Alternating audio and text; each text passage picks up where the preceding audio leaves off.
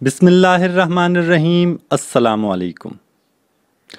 علامہ محمد اقبال کی ایک اہم نظم طلوع اسلام پر تبصرہ لے کر تجزیہ لے کر آپ کی خدمت میں حاضر ہوں۔ سامعین، آج ہم بات کریں گے بانگ درا کی اس آخری نظم، طویل نظم طلوع اسلام کے دو بندوں پر۔ تو بڑھتے ہیں اپنی نظم کی جانب اور بات کرتے ہیں۔ تو سامعین، ہم جانتے ہیں کہ علامہ اقبال کی جو شاعری ہے وہ اپنے اندر ایک خاص پیغام لیے ہوئے ہے۔ تو اپنی قوم کے لیے، خاص کر مسلمان قوم کے لیے، امت کے لیے جو ان کی شاعری ہے ایک آگاہی کا باعث ہے، ایک حرکت کا باعث ہے، ایک جوش کا باعث ہے اور ان کی اصلیت سے واقفیت کا باعث ہے۔ تو علامہ اقبال کی یہ نظم بھی مسلمانوں کی تعریف میں لکھی گئی ہے۔ گویا اس کا مرکزی خیال بھی ہے کہ مسلمانوں کو ان کے اصل سے آگاہی کروائی گئی ہے، ان کی پہچان کروائی گئی ہے کہ اصل میں مسلمان ہیں کون ہیں۔ تو یہ نظم 1923 میں علامہ اقبال نے خود انجمن حمایت اسلام کے ایک جلسے میں پڑھی تھی اور اس کا ایک بہت دور رس اثر ہوا تھا۔ تو طویل نظم ہے، اس کے 9 بند ہیں اور ہر بند کے اندر 8 اشعار ہیں۔ تو ایک خاص ترتیب سے اس نظم کو پیش کیا گیا جس پر ہم آگے بھی بات کریں گے۔ تو پابند نظم ہم اسے کہیں گے، اس کی خاص قافیہ ردیف کی شاعر نے پابندی کی ہے اور ہر بند کا پہلا اور آخری جو شعر ہے وہ آپس میں دونوں مصرے اس کے قافیہ اور ردیف آپس میں ہم آہنگ ہیں۔ بہرحال آگے بڑھتے ہیں اور دیکھتے ہیں کہ شاعر نے اس میں کیا کمال کیا ہے۔ تو جیسا اس کے نام سے واضح میں نے بتایا کہ اس میں مسلمان کی تعریف کی گئی ہے، تو یہ خاص اگر اس پس منظر بھی تھوڑا سا دیکھ لیں تو ہمیں نظم سمجھنے میں آسانی ہوگی۔ تو پوری دنیا میں 1922 کے بعد 1923 کا سال ہی ایسا تھا، 1922 اور 23 کا سال، کہ جس میں مسلمانوں کو دنیا میں کامیابیاں مل رہی تھی۔ جو ترکی والے تھے ان کو کسی حد تک کامیابیاں مل رہی تھی اپنے مسائل سے نکلنے میں، انہوں نے کچھ اپنے علاقے واپس حاصل کر لیے تھے پہلی جنگ عظیم کے بعد۔ تو کچھ ایسی خوشخبریاں تھیں جس سے اندازہ ہو رہا تھا، اقبال کو لگ رہا تھا کہ پوری دنیا میں اسلام یا مسلمان جو ہیں وہ اب حرکت میں آ رہے ہیں، وہ احساس لے رہے ہیں کہ یار ہم کیا غلط کرتے رہے، اور اپنی غلطیوں سے انہوں نے کچھ سیکھ کر کچھ آگے کچھ مثبت سوچنے کی کوشش کی۔ تو وہ اس ایک خوشی ہے، ایک مسرت سی اس نظم میں ہمیں نظر آتی ہے علامہ اقبال کے ہاں، کہ اس میں وہ پورے جوش سے مسلمان کو اس کی تعریف کر رہے ہیں اور اسے کہہ رہے ہیں کہ اٹھ، اب تمہارا نمبر ہے اور پورے دنیا کی امامت تو کر۔ خدائے لم یزل کا دست قدرت تو زباں تو ہے، یقین پیدا کرے غافل کہ مغلوب گماں تو ہے۔ تو پہلا شعر اس کا مطلع ہے، مطلع کا سا انداز ہے، لیکن چونکہ یہ نظم ہے اور اس کے بندوں کی اپنی اپنی ترتیب ہے، تو 2 بند ہم دیکھ رہے ہیں۔ تو اس میں دیکھیے گا کہ قافیہ ردیف کی ہم آہنگی ہے پہلے شعر میں اور اس کے بعد غزل کی سی ترتیب ہے۔ تو ایک بند پورا اسی طرح ترتیب سے چلتا ہے اور آخری شعر ہم قافیہ اور ہم ردیف ہوتا ہے۔ تو شاعر کہہ رہا ہے کہ وہ خدا جس کو زوال نہیں ہے، اس کا تو دست قدرت اور اس کی زبان تو ہے۔ تو ایک حدیث قدسی کی طرف اشارہ ہے، معروف حدیث ہے کہ جب بندہ جو ہے وہ اپنے اللہ سے محبت کرتا ہے تو اللہ کہتا ہے کہ میں اس سے پھر زیادہ اس سے محبت کرتا ہوں، میں اس کی آنکھ بن جاتا ہوں، میں اس کے ہاتھ بن جاتا ہوں، میں اس کے پاؤں بن جاتا ہوں۔ تو وہ جو کچھ کرتا ہے وہ دراصل پھر وہ میں کر رہا ہوتا ہوں۔ تو یہ محبت کا ایک اثر ہے جو اللہ تعالیٰ نے اپنے بندے سے کی ہے اور بندے کو اپنا نائب بنا کر اس زمین پر بھیجا۔ تو اس زمین پر ہم اس کے نائب ہیں، اس کے دست قدرت ہم ہی ہیں، اس کے کام ہم نے کرنے ہیں، خاص کر اس آخری امت نبی کریم صلی اللہ علیہ وآلہ وسلم کی امت نے، جسے مسلمان کہا جاتا ہے۔ تو شاعر اسی چیز کا احساس کر دلا رہے اور کہہ رہا ہے کہ تو یقین پیدا کر کہ تو گمان میں ڈوبا ہوا ہے، شکوک و شبہات میں ڈوبا ہوا ہے، تو تجھے یقین کرنے کی ضرورت ہے۔ تو اقبال خود ہی ایک اور جگہ کہتے ہیں کہ ہاتھ ہے اللہ کا بندہ مومن کا ہاتھ، غالب و کار آفریں کار کشا کار ساز۔ تو کام بنانے والا ہوتا ہے جو مومن کا ہاتھ ہوتا ہے، کیونکہ اس کے پیچھے اللہ کی طاقت ہوتی ہے، کیونکہ مومن کی کوئی اپنی محبت اور نفرت کی وجہ ہی نہیں ہوتی۔ پرے ہے چرخ نیلی فام سے منزل مسلماں کی، ستارے جس کی گرد راہ ہوں وہ کارواں تو ہے۔ تو کون سا کاروان ہے، تو کون سا قافلہ ہے جس کے لیے ستارے بھی گرد راہ ہیں؟ تو گویا انسان زمین پر چلتا ہے تو مٹی جیسے گرد راہ ہوتی ہے، تو مسلمان تو ایسا عظیم ایک نام ہے، ایک پہچان ہے، ایک ایمان کا نام ہے کہ جس کی گرد راہ ستارے ہیں کہ اس کی منزل آسمانوں سے، چرخ نیلی فام سے آگے ہے۔ تو چرخ گھومتی ہوئی چیز کو کہا جاتا ہے، اس سے مراد آسمان لیا جاتا ہے، نیلی فام نیلے رنگ کا آسمان۔ تو شاعر کہتا ہے اس سے یعنی مراد جو ہے وہ واقعہ معراج بھی ہے۔ تو واقعہ معراج کی طرف بھی ایک تلمیحی اشارہ ہے کہ انسان کی تو تگ و تاز جو ہے، مسلمان کی تگ و تاز بہت اونچی گئی۔ تو نبی کریم وہاں تک پہنچے جہاں تک پر بھی نہیں جا سکتے، اور نبی کریم بشر تھے، انسانوں کی نمائندگی کرتے تھے، تو فرشتوں سے آگے چلے گئے۔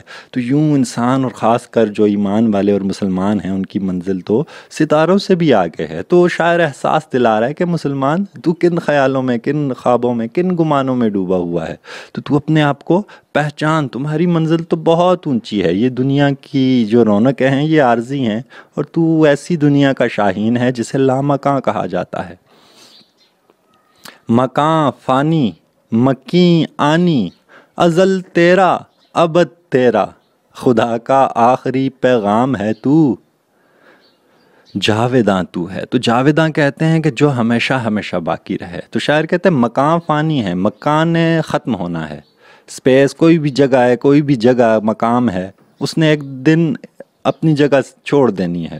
مکیں آنی، اور آن سے آنی ہے کہ مکیں جو رہنے والا ہے کسی مکان میں وہ بھی آنا جانا ہے، وہ بھی ایک آن کا ہے، ایک لمحے کا ہے۔ تو اصل میں تو ازل تیرا ابد تیرا، تو ہمیشہ ہمیشہ سے ہے اور ہمیشہ ہمیشہ رہے گا۔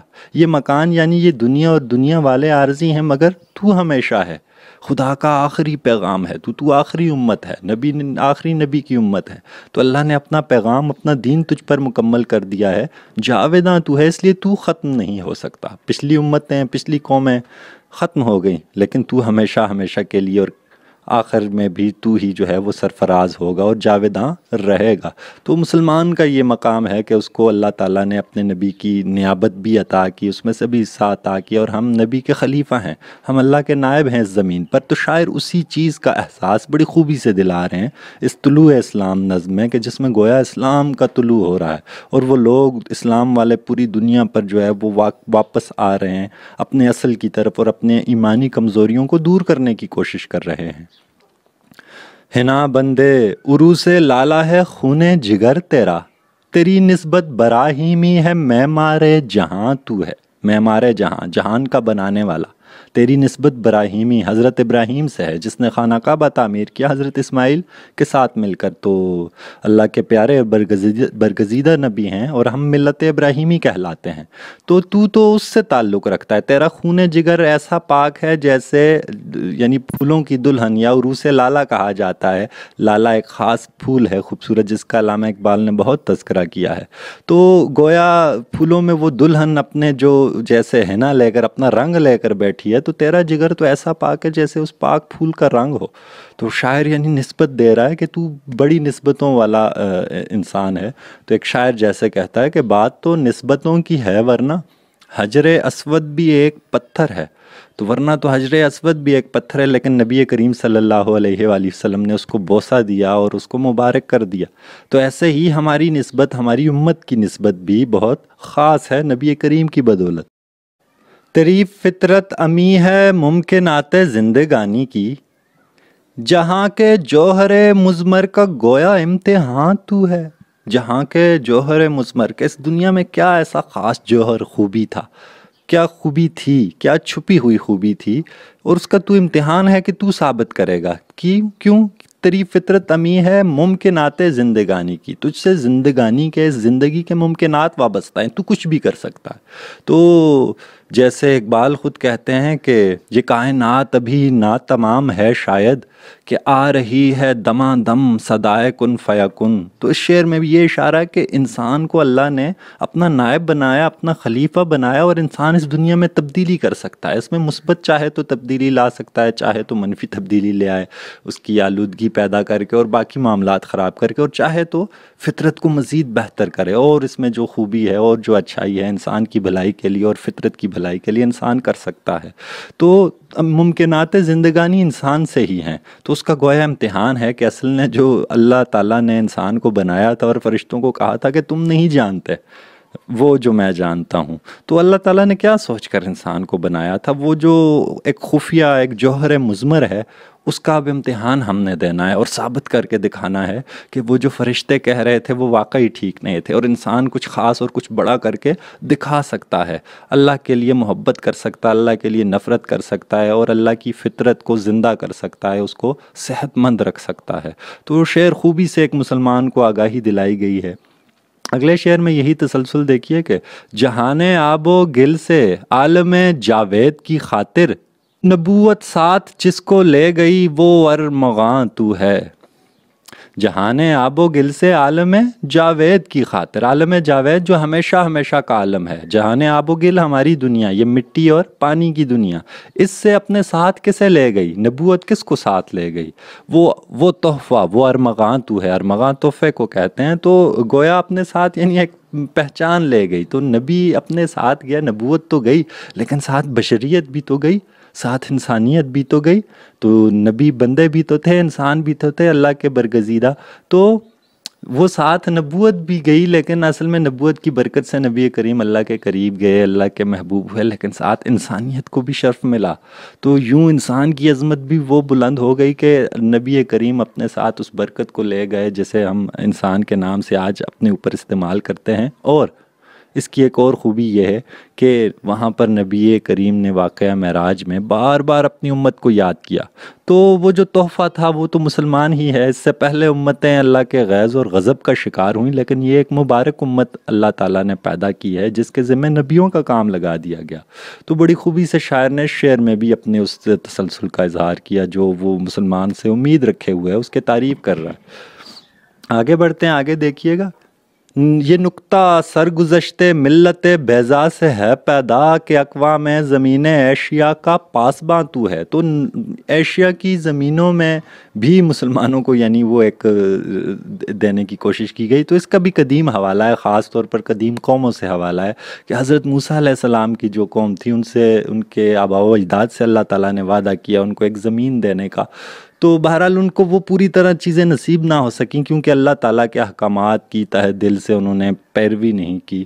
تو وہ چیز اب وہی قوم، وہی جو بنی اسرائیل تھے انہی میں سے پھر آگے اللہ تعالیٰ نے نبی پیدا کیا عرب میں سے، اور وہ نیابت جو تھی آگے ٹرانسفر کر۔ مسلمانوں نے اب پورے ایشیا کی بھی، عرب کی بھی اور دیگر دنیا کی بھی ذمہ داری یہیں سے اٹھانی ہے اور ان کی سربراہی کرنی ہے دنیا کی ساری قوموں کی، اور یہ تاریخ بتا رہی ہے کہ اب اگلی قوم کون ہوگی۔ تو اقبال جیسے دیکھ رہے ہیں اور ان کو سارا منظر نظر آ رہا ہے، تو اس کے لیے وہ کچھ بنیادی اصول بتاتے ہیں کہ یہ حصول، اس حصول کے لیے، اس منزل کو حاصل کرنے کے لیے کون سی خوبیاں ہونی چاہیے کہ سبق پھر پڑھ صداقت کا، عدالت کا، شجاعت کا، لیا جائے گا تجھ سے کام دنیا کی امامت کا۔ تو دنیا کی امامت، دنیا کو لیڈ کرنا، دنیا کی سربراہی کرنا، پوری دنیا کا سربراہ بن جانا، اس کے لیے شاعر کہہ رہا ہے کہ اللہ نے جو اصول رکھے ہیں تمہارے لیے وہی بنیادی اصول ہیں۔ تمہیں صداقت کا سبق پڑھنا ہوگا، وہ جو نبی کریم کو جو ہے وہ صادق اور امین کہا جاتا تھا، تو ہمیں بھی سچا ہونا ہوگا اپنے ہر تمام معاملات میں، اپنے ساتھ بھی اور دوسروں کے ساتھ بھی۔ عدالت کا کہ ہمیں انصاف جو ہے وہ اس کو روا رکھنا ہوگا کہ نبی کریم نے کہا تھا کہ میری بیٹی بھی گناہ کرے گی، جرم کرے گی تو اسے بھی سزا ملے گی۔ تو یہ وہ عدالت ہے جو ہم نے آج مسلمانوں میں قائم کرنی ہے کہ چھوٹے کے لیے الگ سزا اور بڑے کے لیے الگ قانون، یہ ممکن نہیں ہو سکتا ایک اسلامی معاشرے میں۔ شجاعت کا، ہمیں بہادر ہونا ہوگا۔ تو جب بندہ سچا ہوتا ہے تو وہ بہادر ہو جاتا ہے، جب بندہ منصف ہوتا ہے، انصاف کرنے والا ہوتا ہے تو اسے خوف نہیں ہوتا کیونکہ اب وہ اللہ کے سامنے سرخرو ہوتا ہے، اور جو اللہ کے سامنے سرخرو اور جس کے ساتھ اللہ کی مدد ہو تو پھر اسے کسی چیز کا خوف نہیں رہتا۔ تو یہ چیزیں، یہ تین خوبیاں پیدا کریں تو ہم دنیا کے امام ہو جائیں گے۔ اگر ہم سچے ہو جائیں، بہادر ہو جائیں اور انصاف کرنے والے ہو جائیں تو اپنے ساتھ بھی انصاف کریں، اپنے اوقات کے ساتھ، اپنے جسموں کے ساتھ، ہر چیز کے ساتھ ہم انصاف کریں تو انصاف پھر ایک وسیع چیز ہے، تو حکمت نصیب ہو جائے گی ان اعمال کے بعد۔ یہی مقصود فطرت ہے، یہی رمز مسلمانی، اخوت کی جہانگیری، محبت کی فراوانی۔ تو مقصود فطرت، فطرت یہی طلب کر رہی ہے ہم سے۔ اگر ان کے غور کیا جائے جانوروں پر، پودوں پر، یا اللہ کے بنائے ہوئے دیگر قوانین اور اصولوں پر، چیزوں پر، تو ہمیں یہی چیز نظر آئے گی، اور یہی رمز مسلمانی جو اللہ تعالیٰ نے مسلمانوں کے اصول بنائے، یعنی رمز مسلمانی، مسلمانی کا راز اور فطرت کے اصول اصل میں ایک ہیں۔ اسلام فطرت سے ہم آہنگ ہے، تو اسلام دین فطرت ہے، فطرت کا قانون ہے۔ تو اخوت کی جھانک، اور دونوں کے کیا یعنی مسلمانوں کا اور فطرت کا کیا قانون ہے کہ اخوت یعنی بھائی چارہ جو ہے وہ جہانگیر ہو، یعنی عالمگیر ہو، کہ کوئی ہر قوم جو ہے وہ دوسری قوم سے کوئی نفرت نہ رکھتی ہو کسی زبان پر، کسی رنگ کی بنیاد پر.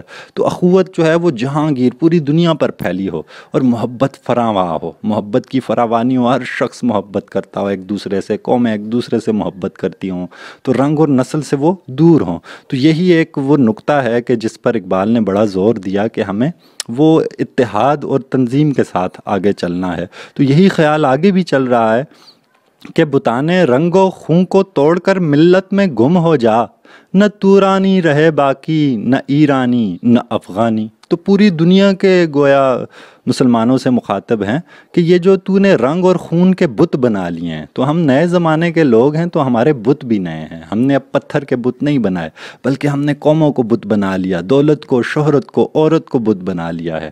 تو اقبال کہہ رہے ہیں کہ یہ جو رنگ اور خون کے خاص طور پر بت ہے، رنگ یعنی رنگ کی بنیاد پر، کالے گورے کی بنیاد پر، اور خون نسل کی بنیاد پر لوگ ایک دوسرے سے جو نفرت کرتے ہیں، پنجابی اور سندھی بنے ہوئے ہیں پاکستان کے اندر اور پوری دنیا میں، یوں ہی ایرانی، افغانی اور ترکی بنے ہوئے ہیں. تو تورانی ترکیوں کو کہا جاتا ہے. تو ایران اور توران کی پرانی جنگیں بھی مشہور ہیں. تو نہ تورانی رہے، نہ ایرانی اور نہ افغانی. ایسا ان رنگ اور نسل کے بتوں کو چھوڑ، زبانوں کے بتوں کو چھوڑ، کیونکہ کسی عربی کو کسی اجمی پر اسلام میں فوقیت نہیں ہے، لیکن ہم لوگ اس چیز کو ابھی تک پوری طرح سمجھ نہیں پائے ہیں. تو شاعر یہی چاہ رہا ہے ہم سب مسلمانوں کو سے کہ ہم نہ ترکی رہیں، نہ ایرانی رہیں، نہ افغانی، بلکہ ہم سب ایک ہو جائیں، ایک ملت ہو جائیں. میانے شاخ ساراں صحبت مرغ چمن کب تک، تیرے بازو میں ہے پرواز شاہین کوہستانی. میانے شاخ ساراں ایک جھکی ہوئی درخت کی شاخ پر، جھکی ہوئی شاخ پر، صحبت مرغ چمن کب تک، باغ کے ایک پنچھی کے ساتھ کب تک بیٹھا رہے گا، کب تک صحبت کرے گا، کب تک گیت گاتا رہے گا یا رونا روتا رہے گا. تو مرغ چمن تو نہیں ہے، تو باغ کا پنچھی تو نہیں ہے، تو آسمانوں کا اڑنے والا ایک شاہین ہے. تو شاعر کہہ رہا ہے کہ تیرے بازوؤں میں تو کچھ اور طاقت رکھی گئی ہے، تیرا ایمان تو اللہ تعالیٰ نے بہت وسیع رکھا ہے کہ تو وہ لامکان تک جا سکتا ہے، تو وہ اللہ کے پاس جا سکتا ہے. پھر وہی واقعہ معراج کی مثال سے مسلمان کو اس کا مقام پہچاننے کی کوشش کی گئی ہے اقبال کی طرف سے کہ تو یہاں شہروں میں بیٹھ کر اور رنگین محفلوں میں بیٹھ کر اور رنگین کپڑے پہن کر تیرا کام نہیں ہے، تو دنیا کو فتح کرنے کے لیے آیا ہے، تو اس کائنات کو کمند ڈالنے کے لیے آیا ہے. جیسے اقبال کہتا ہے کہ محبت مجھے ان جوانوں سے ہے ستاروں پہ جو ڈالتے ہیں کمند. تو جو ستاروں کو اپنا شکار کر لیتے ہیں، تو اقبال تو ایسی قوم کی امید رکھے ہوئے ہے. تو ہمیں تو وہ ایک پرواز ہماری وہ شاہین جیسی دیکھنا چاہتا ہے جو سب سے اونچا اڑتا ہے. گماں آباد ہستی میں یقین مرد مسلماں کا، بیاباں کی شب تاریک میں قندیل رہبانی. تو یہ شعر ایک چیز کو رد کر رہا ہے کہ گماں آباد ہستی میں یقین مرد مسلمان کا، کہ ایک مرد مسلمان اگر یقین کس چیز میں لگا لے، گماں آباد خیالوں کی دنیا پر یقین کر لے، خوابوں میں کھویا رہے. تو بیاباں کی شب تاریک میں قندیل رہبانی، یوں سمجھ لو کہ ایک ویرانے میں جو ہے کوئی رہبانیت کی قندیل جلائی ہوئی ہے. رہبانیت یا فقیری کہ دنیا کو ترک کر کے کوئی بندہ بیٹھ جائے، اللہ اللہ کرے، اسے راہب کہتے ہیں. تو اسلام میں رہبانیت بھی منع ہے. اسلام میں آپ دنیا کو چھوڑ کر جانے کی اجازت نہیں ہے، کیونکہ یہ نبی کا طریقہ نہیں ہے.